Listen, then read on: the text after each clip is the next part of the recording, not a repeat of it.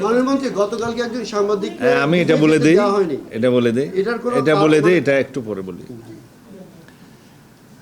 আমরা লক্ষ্য করেছি সারা দেশে এবং পুলিশ বাহিনীর মধ্যে যে বিদ্যমান তাদের পোশাক আছে এটা নিয়ে কেউ সন্তুষ্ট না, এবং এইটার যেটা দৃশ্যমান যে এই পোশাকটা আসলে ওয়াইডলি অ্যাকসেপ্টেডও হয় নাই, মানানসই না শুদ্ধ বাংলায়।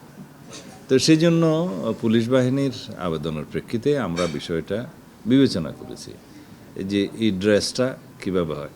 তা আমরা একটা ঐতিহ্যবাহী ড্রেস যাতে দেয়া যায় তারও একটা অংশ বিবেচনা করেছি।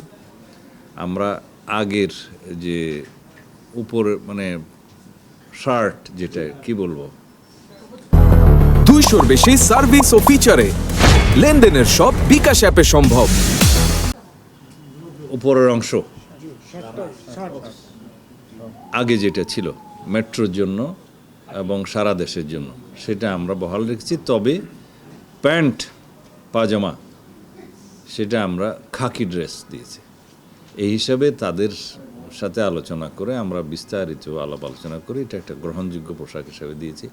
সেটা তাদের পরিধান করতে আর কিছুদিন সময় লাগবে, কারণ এটা প্রস্তুতির বিষয় আছে, কাপড় প্রোডাকশনের বিষয় আছে, জামার বিষয় আছে।